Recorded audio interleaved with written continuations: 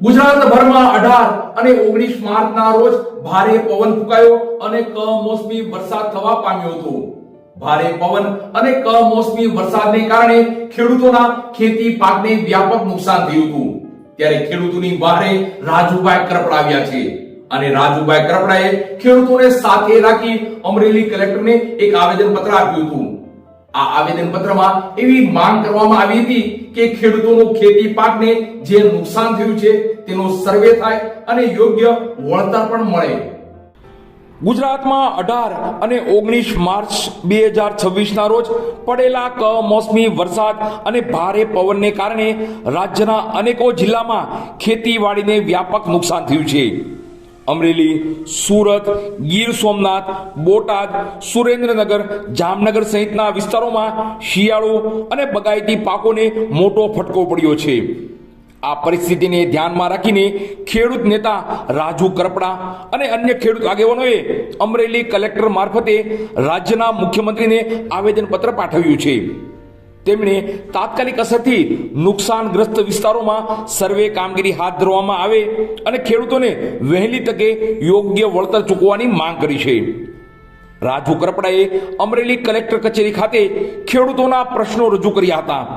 તેમણે જણાવ્યું કે બોટાદ, સુરેન્દ્રનગર, સુરત, જામનગર, અમરેલી, જૂનાગઢ, રાજકોટ સહિતના વિસ્તારોમાં પાક સંપૂર્ણપણે બગડી જવાથી ખેડૂતોને આર્થિક રીતે ભારે નુકસાન થયું છે।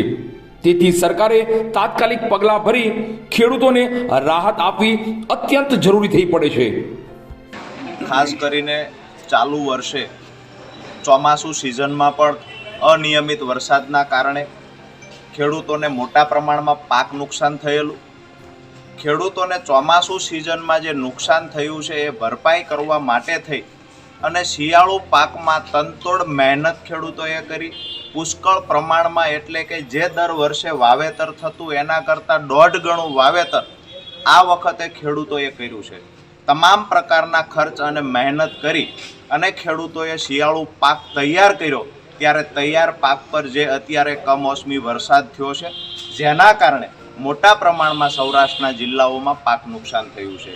ગઈકાલે 19/3/2026ની સાંજે સૌરાષ્ટ્રના ખાસ કરી અમરેલી, ગીર સોમનાથ, સુરેન્દ્રનગર, રાજકોટ, જામનગર સહિતના જિલ્લાઓમાં જ્યાં ભારે પવન પણ ફૂંકાણો, કરા પણ પડ્યા, વરસાદ પણ થયો છે તો જે ખેડૂતનો ખળામાં પાક તૈયાર હતો, જે ખેડૂતનો ખેતરમાં તૈયાર થયેલો પાક હતો એના પર પાણી ફરી વળ્યું। એવી જ રીતે સૌરાષ્ટ્રના જિલ્લાઓમાં જ્યાં બાગાયતી વાવેતર પણ દિવસે દિવસે વધી રહ્યું છે તો બાગાયતી પાકમાં પણ મોટા પ્રમાણમાં નુકસાન છે।